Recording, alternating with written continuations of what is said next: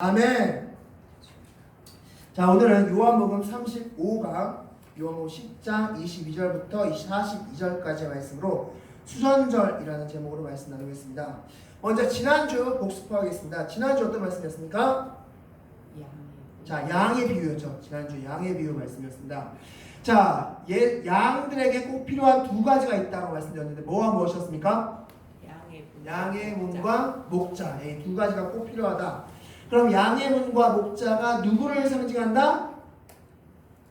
예수님을 상징한다 라고 말씀드렸죠. 즉 우리는 양과 같은 존재라고 말씀드렸습니다. 왜 양과 같은 존재입니까?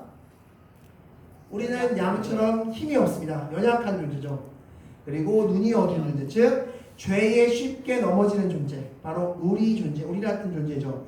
그런 우리들에게 구원자이신 예수님이 꼭 필요하다. 양의 문이 필요하고 목자가 필요한데 내가 양의 문이고 내가 목자이니 너희들은 내가 필요하다라는 말씀하셨습니다. 그리고 나서 마지막에 결론적으로 뭘 말씀하셨습니까? 마지막에 하나 덧붙이셨죠? 바로 이방인 구원. 지금은 우리에 있진 않지만 내가 십자가를 지고 내가 부활해서 그리고 성령님께서 이 땅에 오시면 그러면 이 지금은 우리 안에 있지 않은 그 양들이 이제부터 성령 충만함 받아서 구원자를 믿는 그 구원의 역사가 이루어질 것이고, 그리고 로마서에 말씀하듯이 그 구원의 역사를 유대인들이 시기 질투해서 유대인들이 구원을 얻게 될 것이다. 그래서 전 세계 모든 사람들이 구원을 얻는 그 구원의 큰 역사가 일어날 것이다 가 바로 예수님의 메시지였습니다. 자, 오늘은 그 말씀에 이어서 바로 수전절에 있었던 예수님과 유대인의 대화를 말씀하고 있는데, 오늘의 질문은 이것입니다. 요한은 왜 수전절날 있었던 일을 기록했을까? 요한은 왜 수전절날 있었던 일을 기록했을까? 라는 질문을 같이 한번 말씀을 통해서 보도록 하겠습니다. 자, 말씀 보겠습니다. 우리 22절 말씀, 오늘 복음 말씀 22절 다 같이 읽겠습니다. 시작! 예루살렘의 수전절이 이르니 때는 겨울이라. 아멘. 자, 먼저 질문 드리겠습니다. 수전절이 뭐죠? 수전절이 뭡니까? 수전절이 뭘까요? 수전절. 자, 이 수전절은 구약절기가 아닙니다. 구약절기 대표적으로 오순절, 유월절 이런 거 있죠. 77절도 있고 이런 식으로 수장 뭐도 있고 다 있습니다. 그런데 이 수전절은 구약에 있는 절기가 아닙니다. 이 수전절은 예수님이 오시기 약 140년 전 BC 140년경에 일어났던 한 사건을 계기로 만들어진 절기라 할 수 있습니다. 자, 그럼 이제부터 수전절이 뭔지 먼저 설명드리겠습니다. 먼저 수전절을 한자어로 표현하면 이렇습니다. 자, 수전절은 닦을 숫자의 왕궁전자입니다. 그래서 이 뭔가 궁전을 닦는다라는 의미가 수전절입니다. 여기서는 정확히 표현하면 피를 닦는다는 거예요. 피를 닦는 그런 일을 했기 때문에 수전절이라는 이름이 붙었습니다.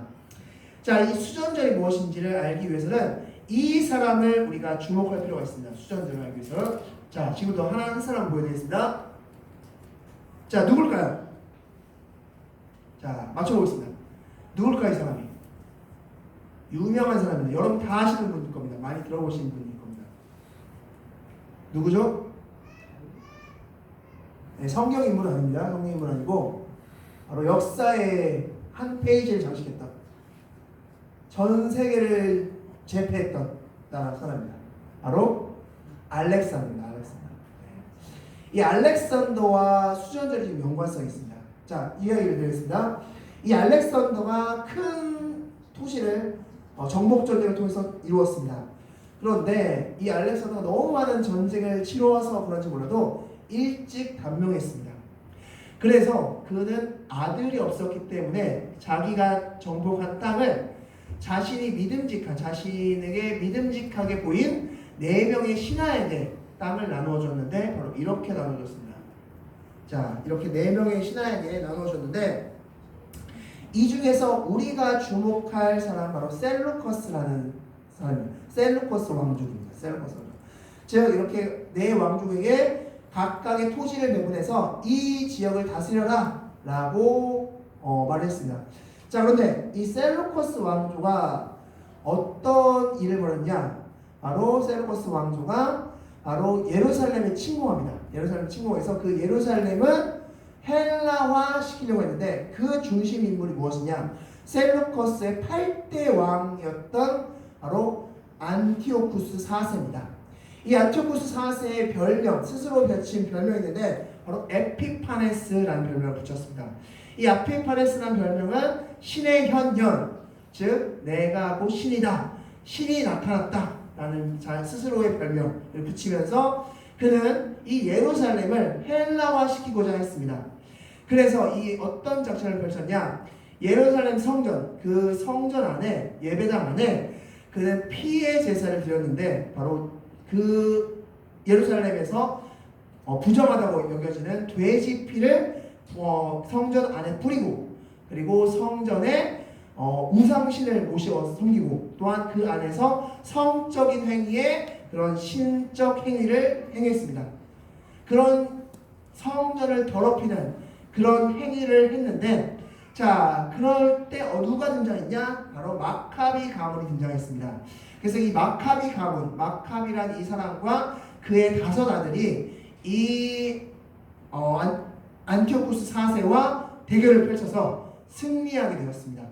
승리해서 이곳을 다시 하나님께 돌려드렸습니다. 예루살렘 성전을 하나님께 다시 돌려드렸고 그 날을 기념한 날이 바로 수전절이다 라고 생각하시면 되겠습니다.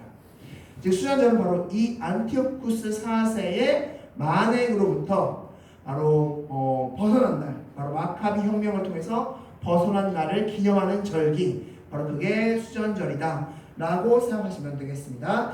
자, 그럼 날짜가 언제냐? 오늘 22절 말씀 보면 뭐라고 적혀있습니까? 때는 겨울이라. 자, 바로 이스라엘은 총 몇 개의 달력이 있다고 말씀드렸습니까? 3개 달력이 있다. 그 중에서 이 겨울을 의미하는 당의 태양력을 상징하는 태양력을 기준으로 말한 겁니다. 태양력에서 이 수전절은 11월에서 12월 사이가 바로 수전절에 해당되는 그런 달이라고 할 수 있습니다. 그래서 수전절은 약 12월 중에 있는 절기고 그래서 겨울이라고 표현했던 겁니다.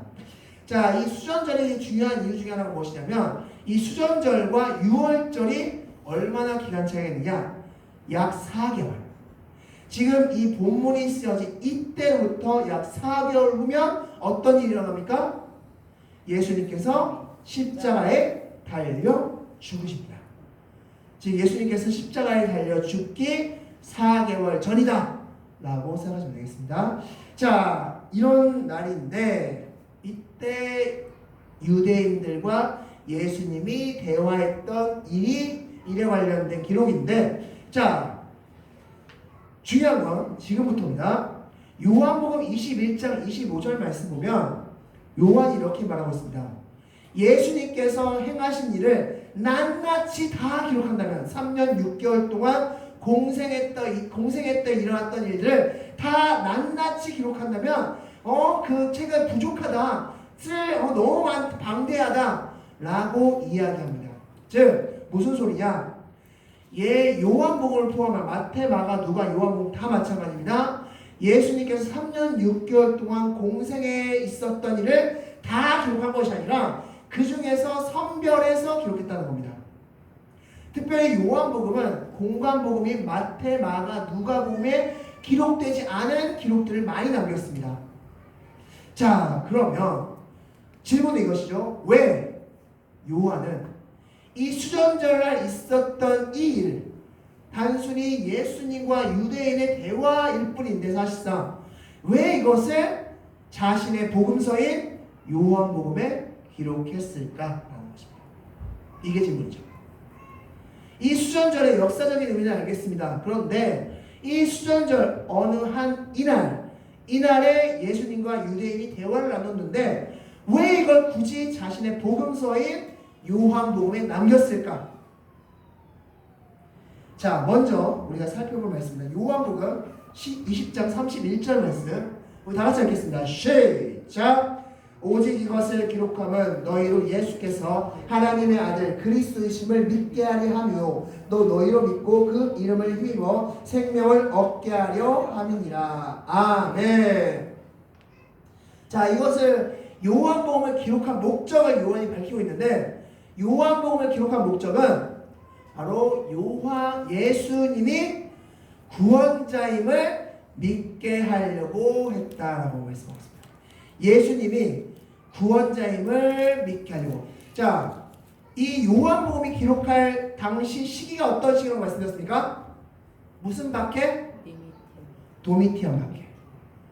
그때 이후에 쓰인 책이 요한복음입니다. 즉, 이 도미티안 박해로 인해서 10년 가운데 예수님이 어떻게 구원자야? 구원자 아니야 라고 생각했던, 그렇게 돼서 신앙을 떠나려고 작정하고 또한 신앙에 떠나 있었던 그 사람들에게, 아니, 예수님이 구원자 맞아. 얘들아, 너희들 신앙 떠나지 마. 예수님이 구원자 맞아. 라는 것을 말씀하고 싶어서 쓴 책이 무엇이다? 요한복음이다라는 것입니다. 즉, 요한복음의 목적은 예수가 구원자라는 겁니다. 예수가 구원자. 예수가 구약시대 때부터 예언되었던 구원자다라는 것을 말하고 싶은 책이 요한복음이다라고 할 수 있습니다. 자, 그래서 바로 이 목적에 근거해서 이 수전절의 기록 역시 요한이 했다라고 할 수 있는 겁니다. 자, 그리고 또 하나가 있습니다. 요한이 왜 이 수전절날 있었던 일을 기록했을까? 이 수전절의 별명이 나와 있습니다. 별명이. 이 수전절의 별명은 빛의 축제라는 별명이 있습니다. 빛의 축제. 자, 왜 이런 별명이 붙었냐? 이 수전절, 우리나라 말로는 수전절인데, 이 사람들의 말에 의하면 이 수전절의 정식 명칭은 하누카입니다. 하누카 혹시 들어보신 적 있으십니까? 하누카 축제 뭐 이렇게 해서 뉴스 같은 데나 뭐 이런 데 가끔씩 등장하기도 하는데, 이 하누카라는 이 단어의 뜻이 무엇이냐? 바로 이것입니다. 자, 이 촛대가 바로 하누카인데, 바로 9개의 촛대라는 뜻을 가지고 있습니다. 9개의 촛대. 이 하누카는 앞서 말씀드린 대로 겨울입니다. 겨울 12월 중에 어느 날, 바로 이 어느 8일 동안 이루어지는 축제 기간이 하누카 축제, 바로 그 축제 기간인데, 자, 하누카 축제가 시작되는 날에 먼저 정 가운데 있는 불을 하나 켭니다. 불을 딱 하나 켭니다. 그림 보시면 정 가운데 촛대가 하나 있죠? 거기에 불을 딱 하나 켭니다. 그리고 나서 매일마다 불을 하나씩 켜기 시작합니다. 하나씩. 그래서 마지막 8일째 되는 날 9개의 촛대가 다 활짝 켜지는 겁니다. 그게 바로 빛의 축제 하누카입니다. 그럼 왜 불을 켜느냐? 바로 더러운 그 피로, 돼지 피로 더러워진 그 성전을 바로 깨끗하게 청소하고 하나님께 다시 돌려드린, 다시 봉헌한 날, 다시 거룩함을 회복한 날, 그 빛이 다시 비춰진 날이란 의미로서 바로 수전절 하누카를 그렇게 지내고 있습니다. 그것은 지금도 이렇게 지내고 있습니다. 지금도 실제 2026년도에도 유대인들은 그렇게 지내고 있습니다. 자, 그런 날인데, 자, 그렇다면 이 수전절이 왜 기록되었을까? 바로 이렇게 생각해 볼 수 있겠죠.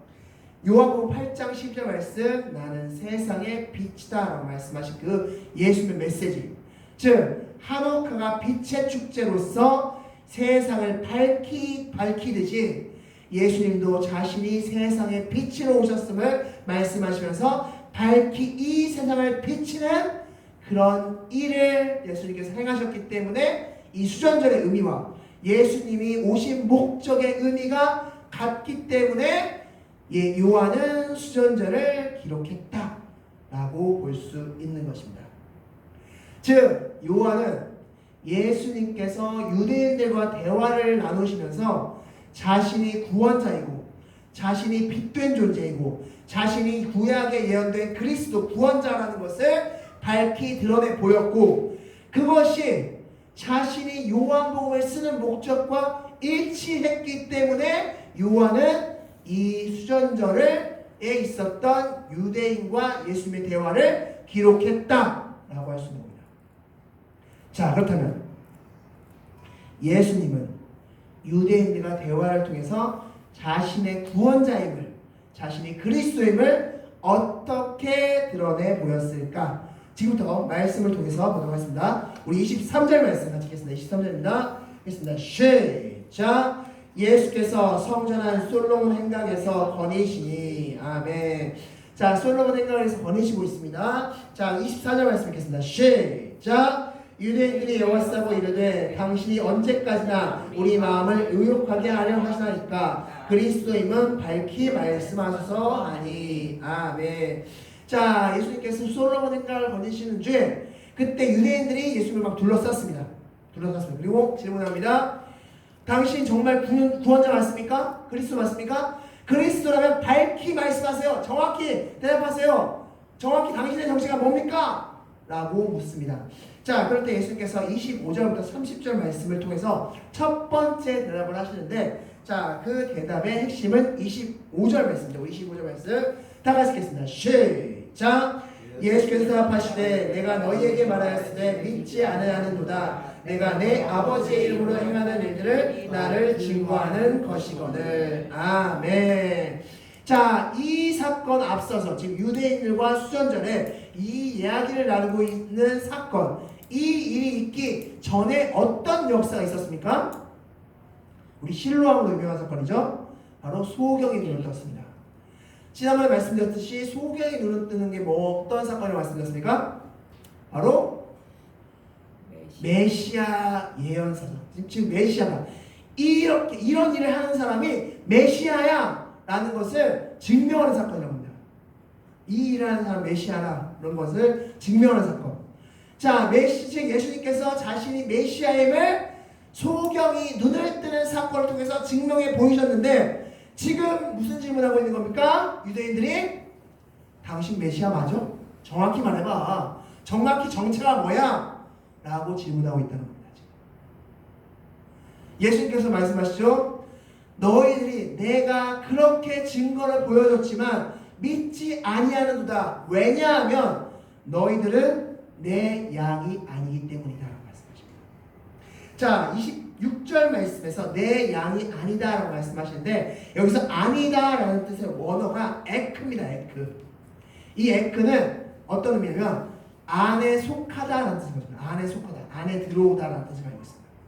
즉 이 자들은, 이 유대인 이 사람들은 예수님 안에 속한 자들이 아니기 때문에 예수님께서 메시아임을 증명해 주셨고 메시아임을 보여주셨지만 그들은 믿지 않는다라고 말씀하십니다.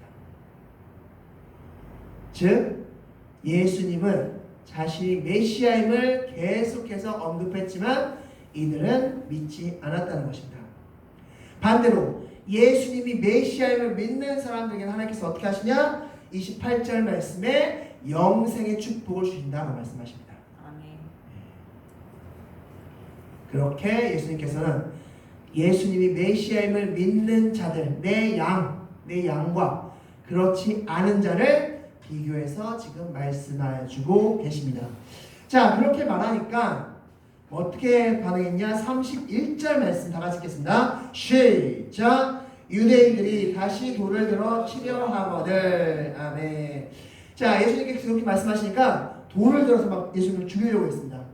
이유는 신성모독. 네, 하나님의 이름을 거룩하게 하지 않았다. 신성모독했다. 너가 스스로 하나님이라고 얘기했다. 신성모독죄로 예수님을 돌로 치려고 했습니다.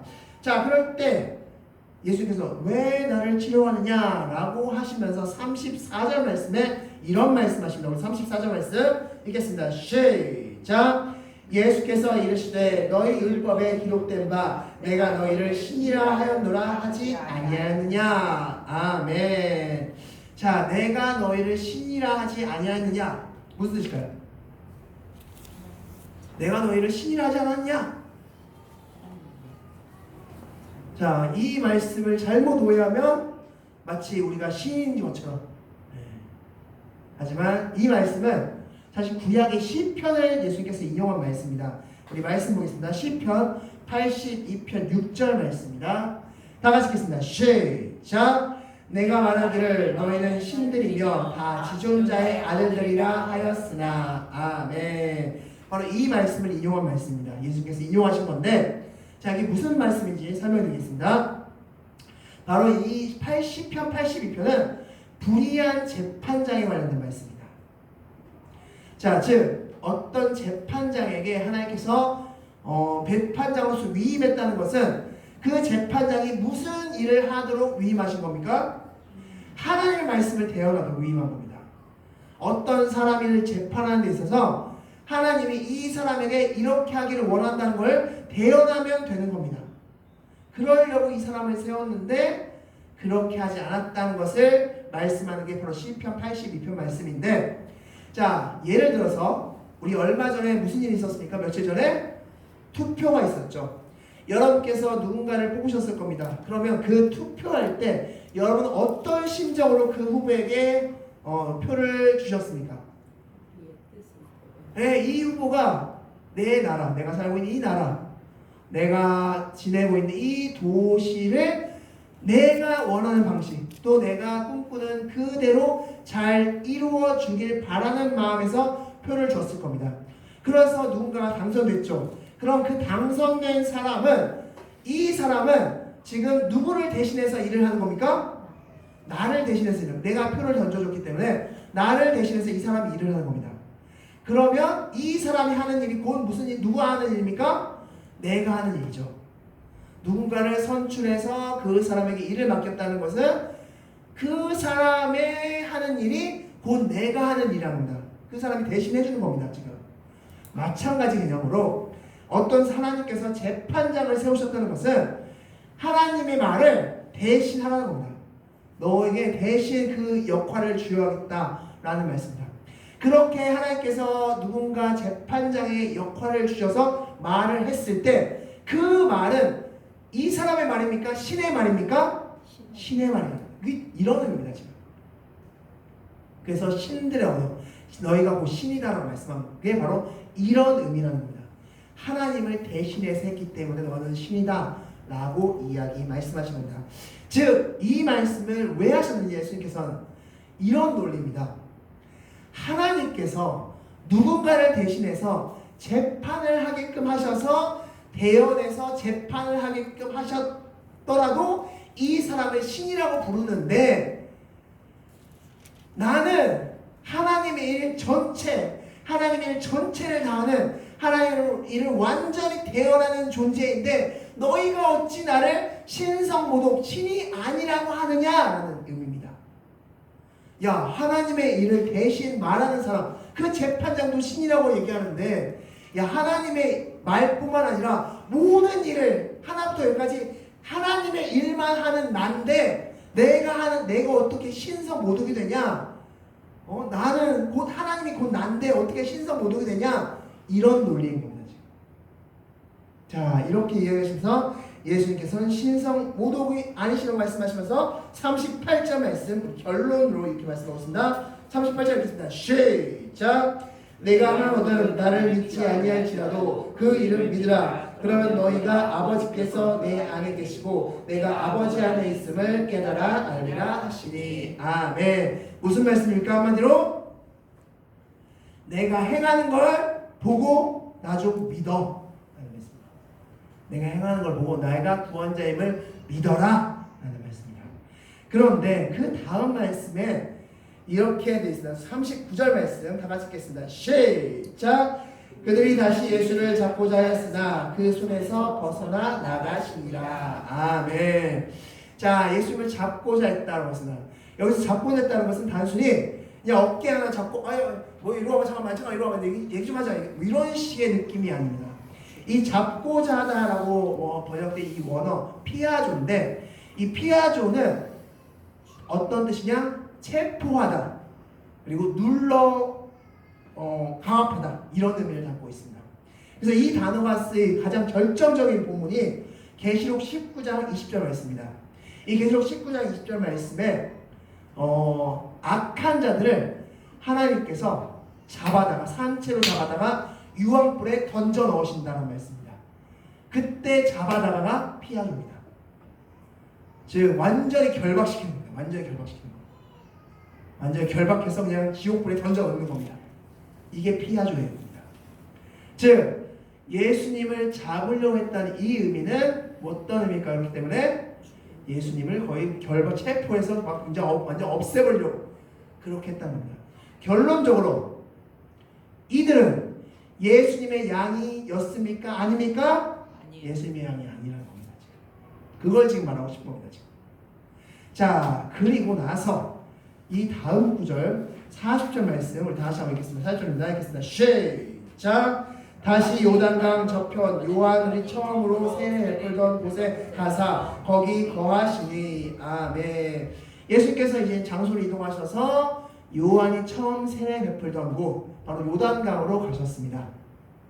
요단강 공으로 가셔서 자 그때 예수님을 바라봤던 많은 사람들이 이렇게 외치죠. 41절 말씀 다 같이 읽겠습니다. 시작. 많은 사람이 왔다가 말하되 요한은 아무 표적도 행하지 아니하였으나 요한은 이 사람을 가르쳐 말하는 것은 다 참이라. 42절 말씀 읽겠습니다. 시작. 그리하여 거기서 많은 사람이 예수를 믿으니라. 아멘. 질문.